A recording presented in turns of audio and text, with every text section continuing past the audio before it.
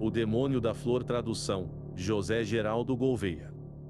A vegetação do planeta Lopai não é como as plantas e flores da terra, que crescem pacíficas sob um sol solitário, enrolando e desenrolando em manhãs duplas, crescendo tumultuosamente sob vastos sóis de verde jade e alaranjado rubi, vibrando-se e agitando em ricos ocasos, em noites toldadas por auroras. Elas parecem campos de serpentes enraizadas que dançam eternamente para uma música sobrenatural. Muitas eram pequenas e furtivas, e rastejavam como víboras no chão. Outras eram altas como jiboias, chegando soberbamente a posturas hieráticas diante da luz brilhante. Algumas cresciam com caules únicos ou duplos que se desenvolviam em cabeças de hidra, e outras eram franjadas e enfeitadas com folhas que sugeriam as asas de lagartos voadores, os pendões de lanças fantásticas, os filactérios de estranhas ordens sacerdotais. Algumas pareciam possuir as escamas escarlates dos dragões.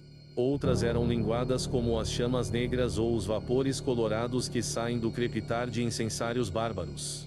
Mas outras eram ainda armadas com redes ou gavinhas carnadas ou grandes inflorescências como escudos perfurados em batalha. E todas eram equipadas com dardos e dentes venenosos, todas eram vivas, incansáveis e inteligentes. Elas eram as senhoras de Lopai, e qualquer outra vida existia por sua permissão. A gente daquele mundo lhes havia sido inferior desde eras esquecidas, e mesmo nos mitos mais primitivos não havia qualquer sugestão de que outra ordem das coisas tivesse jamais prevalecido. E as plantas, por sua vez, assim como a fauna e a humanidade de Lopai, davam obediência inquestionada à suprema e terrível flor conhecida como a Vorqual, da qual se acreditava que um demônio tutelar, mais antigo que os sóis gêmeos, fizera seu avatar imortal. A Vorqual era servida por um clero humano, escolhido dentre a realeza e a aristocracia de Lopai. No coração da capital, Lospar, em um reino equatorial, ele crescera desde a antiguidade no topo de uma alta pirâmide de terraços negros que contemplava a cidade como os jardins suspensos de uma grande Babilônia, povoada pelas formas florais inferiores, mas letais. No centro de seu largo topo a Vorqual se erguia solitária, sobre uma base plana, nivelada com a plataforma de mineral escuro que a circundava. A base era preenchida por um adubo do qual o pó de múmias reais era um ingrediente essencial.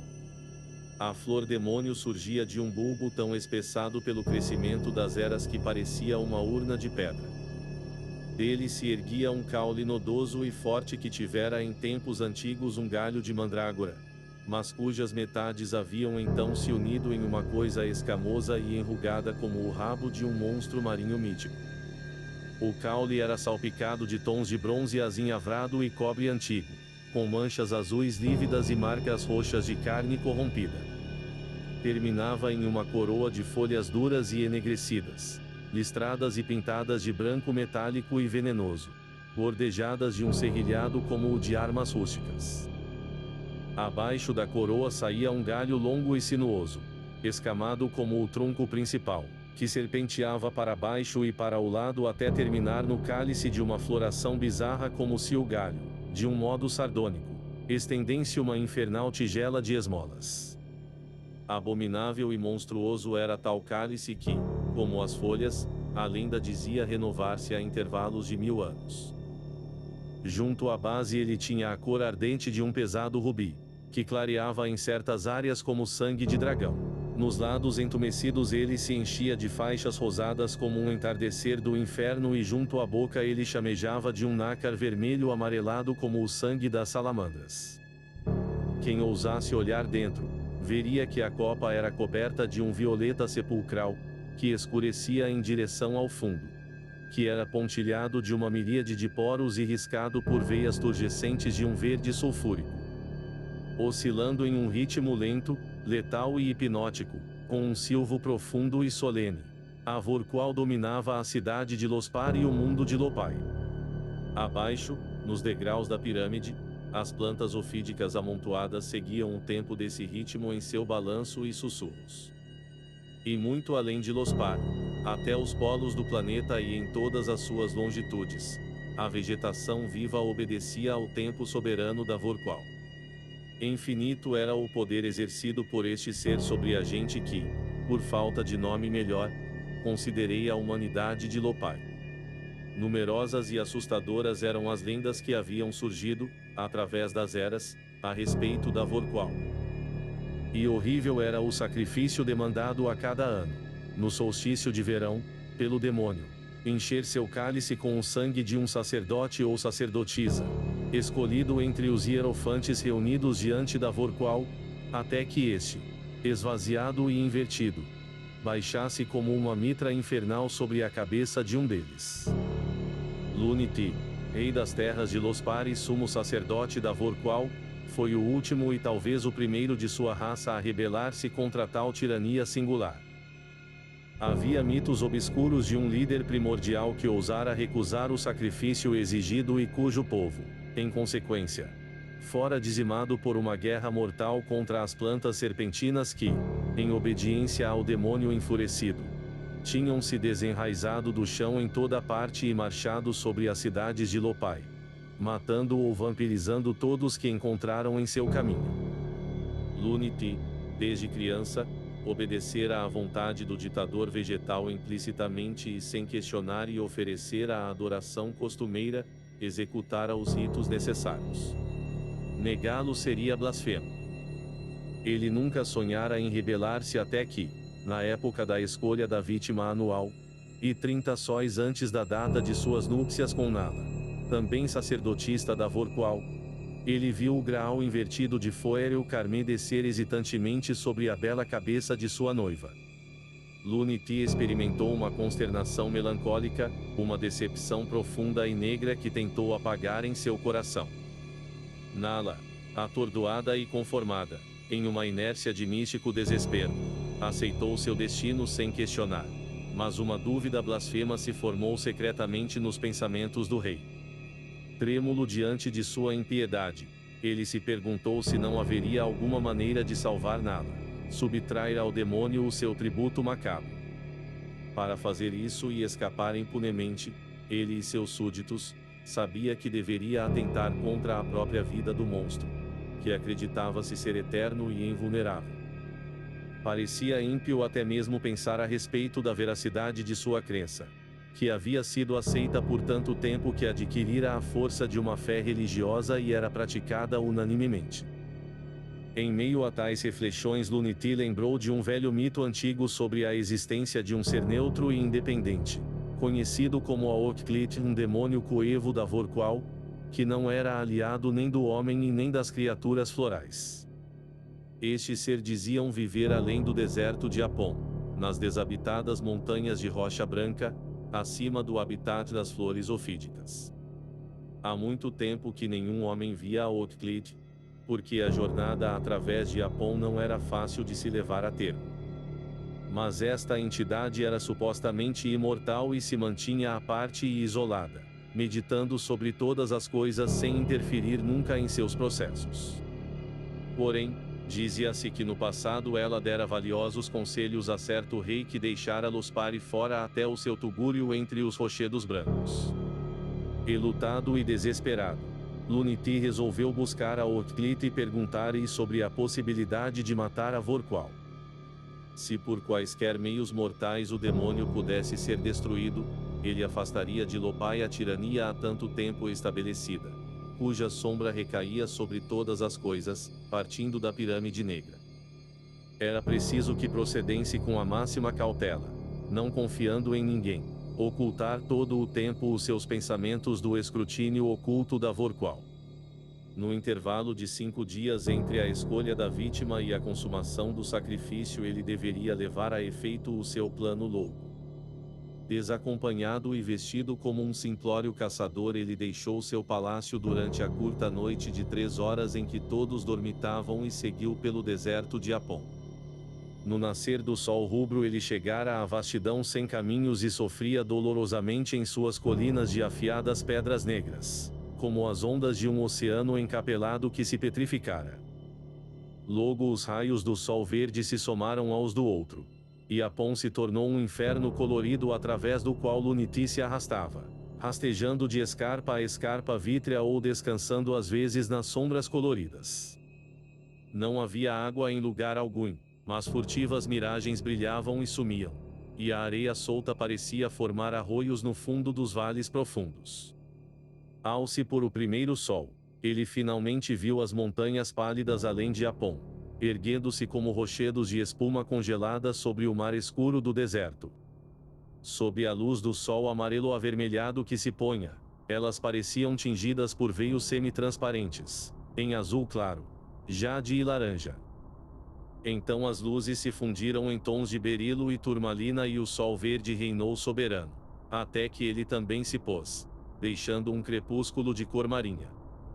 Nesta semi-escuridão Luniti chegou ao pé dos pálidos penhascos e ali, exausto, dormiu até o segundo sol nascer. Levantando-se, começou a escalada das montanhas brancas. Elas se erguiam estéreis e terríveis diante dele, contra a luz dos sóis ocultos, com rochedos que eram como os terraços altíssimos dos deuses. Tal como o rei que o precedera no antigo mito, ele encontrou uma trilha precária que o levou através dos abismos estreitos e ravinas. Por fim chegou à mais vasta fissura, que rasgava o coração da Cordilheira Branca e era o único meio pelo qual se podia chegar ao legendário domínio da Okhlit. As paredes herentas do abismo subiam cada vez mais alto acima dele, cortando a luz dos sóis mas criando com sua brancura uma luminescência sutil e mortiça que iluminava o caminho. A fissura era algo como o corte da espada de um gigante macrocósmico. Ela seguia para baixo, cada vez mais íngreme, como uma ferida que chegava ao coração de Lopai. Luniti, tal como todos de sua raça, podia subsistir durante prolongados períodos sem outra nutrição que a luz do sol e a água. Trouxera consigo um frasco de metal, cheio da água de Lopai, que raramente bebia enquanto descia ao abismo, pois as montanhas brancas eram secas e ele temia tocar as poças e correntezas de fluidos desconhecidos encontrava, às vezes, na penumbra. Havia fontes de cor sanguínea que fumegavam e borbulhavam diante dele e depois desapareciam em rachaduras sem fundo, e também riachos de metal mercurial, verde, azul ou âmbar, que passavam perto dele como serpentes liquefeitas e então escorriam para dentro de cavernas escuras. Agros vapores subiam das fendas do abismo e Luniti se sentiu entre os estranhos processos químicos da natureza. Neste mundo fantástico de pedra, que as plantas de Lopai nunca poderiam invadir, ele parecia ter deixado muito para trás a diabólica e impiedosa tirania da Vorqual. Por fim chegou a um lago límpido que ocupava quase toda a amplitude do abismo. Para passar por ele teve de se esgueirar por uma orla estreita e insegura. Um fragmento da rocha marmórea se soltou sob seus pés e caiu dentro do lago enquanto ele chegava ao outro lado. Então o líquido incolor ferveu e assobiou como 1000 víboras. Pensando em suas propriedades e temendo o venenoso sibilar que tardou bastante a diminuir, Luniti apertou o passo e logo chegou ao fim da fissura. Ali ele emergiu no fundo de uma depressão semelhante a uma cratera, que era o lar da Okhlit. Paredes caneladas e colunas se erguiam a alturas estupendas por todos os lados e o sol alaranjado rubi, então no zênite, despejava uma catarata de maravilhosas chamas e sombras. De costas para a parede oposta da cratera, em uma postura ereta, ele contemplou aquele ser conhecido como a Okhlit, que tinha a aparência de um pilar cruciforme de mineral azul, que brilhava com seu próprio lustro esotérico. Seguindo em frente ele se prostrou diante do pilar e então, em uma entonação tremula de espanto, se aventurou a fazer a pergunta ao desejado oráculo. Por um momento a Okhlit manteve seu silêncio de eras. Olhando timidamente, o rei percebeu duas luzes como um prateado místico que fugiam e se apagavam em uma pulsação ritmada e lenta pelos braços da cruz azul. Então, da gigantesca coisa brilhante saiu uma voz que era como o retinir de fragmentos minerais esfregados uns nos outros, mas que de certa maneira assumia a forma de palavras articuladas. É possível, disse a Orclit, matar a planta conhecida como a Vorqual, na qual um antigo demônio tem habitado. Embora a flor tenha chegado à idade milenar, ela não é necessariamente imortal, pois todas as coisas têm seu próprio termo de existência e decadência, e nada se criou sem sua previsão de morte. Eu não o aconselho a matar a planta, mas eu posso lhe fornecer a informação que deseja. Na ravina entre as montanhas, por onde você veio a buscar-me, ali flui uma fonte de veneno mineral incolor, mortífero a toda forma de vegetação ofídica deste mundo.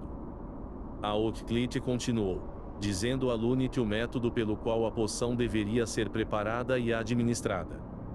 A fria, monótona e ríspida voz concluiu: eu respondi à sua pergunta. Se há algo mais que deseja aprender, seria bom perguntar-me agora. Prostrando-se novamente, Lunit agradeceu a Orclit e, achando que aprendera tudo o que era necessário, ele não aproveitou a oportunidade para fazer mais pergunta alguma à estranha entidade de rocha viva. E a Orclit, críptica e alheia em sua meditação contínua e impenetrável, aparentemente considerou apropriado não dizer coisa alguma que não fosse perguntada diretamente. Saindo do abismo emparedado em mármore, Lunit voltou apressadamente pela ravina até alcançar a lagoa da qual a Orclit falara. Pausou para esvaziar o seu frasco de água e encheu-o com um líquido raivoso e sibilante. Então ele continuou sua jornada de volta para casa. Ao fim de 2 dias, depois de incríveis fadigas e tormentos no inferno abrasado de Apom, ele chegou a Lospar durante as horas de escuridão e sono, tal como a deixara. Como sua saída não fora anunciada, todos haviam suposto que ele se retirara para o santuário subterrâneo sob a pirâmide da Vorqual para propósitos de prolongada meditação, como era às vezes o seu costume. Entre a esperança e a hesitação, temendo o abortamento de seu plano e ainda se contorcendo de pensar em sua impiedade tão audaciosa, Lunit esperou a noite anterior ao duplo amanhecer do solstício em que, em uma sala secreta da Pirâmide Negra, a monstruosa oferenda seria preparada. Nala seria morta por um sacerdote ou sacerdotisa, escolhido por sorteio, e seus fluidos vitais gotejariam do altar canalizado até uma grande taça, e a taça seria então levada em ritos solenes até a Vorqual, e seu conteúdo seria derramado dentro do maldito cálice suplicante da flor sanguinária. Ele pouco viu Nala durante este ínterim. Ela estava mais distante que nunca, e parecia ter se consagrado completamente ao destino que se aproximava. A ninguém e muito menos a sua amada Lunit ousou mencionar a possibilidade de evitar o sacrifício. Sobreveio então a temida manhã, com uma aurora súbita de tons brilhantes que se transformou em uma escuridão enfeitada de chamas matinais. Lunit se esgueirou pela cidade adormecida e entrou na pirâmide cujo negrume se erguia massivamente em meio à frágil arquitetura dos edifícios que eram pouco mais do que toldos e janelas incrustados em poucas pedras. Com infinito cuidado e atenção ele completou os preparativos prescritos pela Orclit. Em uma sala iluminada pela luz guardada do sol ele derramou na imensa taça sacrificial de metal negro o veneno sibilitante e fervento que trouxera consigo das montanhas brancas. Então, abrindo habilmente uma veia em um de seus braços, ele adicionou certa quantidade de seu próprio fluido vital à poção mortífera, sobre cuja face de fumegante cristal ele flutuou como um óleo mágico, sem se misturar, de forma que toda a taça parecia estar cheia do líquido mais aceito pela flor satânica. Levando em suas mãos o graal negro, Lunit subiu pela escadaria esculpida que levava à presença da Vorqual. Com seu coração apertado e seus sentidos rodopiando em frios gargalos de terror, ele surgiu no alto terraço acima da cidade sombria. Em uma melancólica luminosidade azul imposta pela estranha iridescência dos raios de luz que anunciavam o duplo amanhecer, ele viu o balouçar sonífero da planta monstruosa e ouviu o seu silvo sonolento que era respondido preguiçosamente pela miríade de outras flores dos andares inferiores. Um opressivo pesadelo, negro e tangível, parecia fluir da pirâmide e repousar como uma sombra estagnada sobre todas as terras de Lopai. Perplexo com sua própria ousadia, e imaginando que seus pensamentos ocultos certamente seriam compreendidos quando se aproximasse, ou que a Vorqual suspeitaria de uma oferenda feita antes da hora costumeira, Luniti reverenciou seu suzerano vegetal. A Vorqual não deu nenhum sinal de que se dignara a perceber sua presença, mas o grande cálice floral, com suas manchas carmim desbotadas para clarente e púrpura pelo lusco-fusco do amanhecer, adiantava-se como se pronto a receber seu presente odioso. Ofegante e a ponto de desmaiar de tanto medo religioso, em um momento de suspense que pareceu eterno, Luniti despejou o veneno disfarçado em sangue dentro do cálice. O veneno borbulhou e assobiou como uma fermentação mágica quando a flor sedenta o bebeu, e Luniti viu o galho escamado recolher-se, tombando a demoníaca copa rapidamente, como se repudiasse a bebida duvidosa. Mas era tarde, pois o veneno fora absorvido pelo revestimento poroso da flor. O movimento de inclinação mudou em meio à sua execução, transformando-se em um encolhimento como o de um braço de réptil, e então o caule imenso e escamoso da Vorqual começou a balançar, fazendo sua coroa de folhas dançar um bailado mortal, acenando para a escuridão das cortinas da manhã. Seu assobio contínuo e profundo cresceu até uma nota insuportável, marcada pela dor de um diabo moribundo. Olhando para baixo a partir da borda da plataforma em que se agarrava para evitar os movimentos da erva, Luniti viu que as plantas nos terraços inferiores estavam também balançando em louco uníssono com sua mestra. Como os ruídos de um sonho doentio, ele ouviu o coro de seus assobios torturados. Não ousou olhar novamente para a Vorqual até que percebeu um estranho silêncio e viu que as flores abaixo haviam cessado de agitar-se e pendiam languidas sobre seus caules. Então, incrédulo, ele soube que a Vorqual morrera. Voltando-se em triunfo mesclado a horror, ele contemplou o tronco flácido que caíra prostrado em seu leito de adubo inominável. Ele viu o súbito tremido das folhas duras e cortantes, da repulsiva e infernal taça. Mesmo o bulbo pétreo parecia desmoronar e desfazer-se diante de seus olhos. Toda a planta, com suas cores malignas desbotando rápido, encolhia e caía sobre si como uma imensa pele de cobra.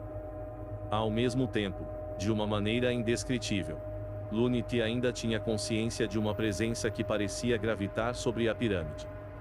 Mesmo com a morte da Vorqual, lhe parecia que não estava só.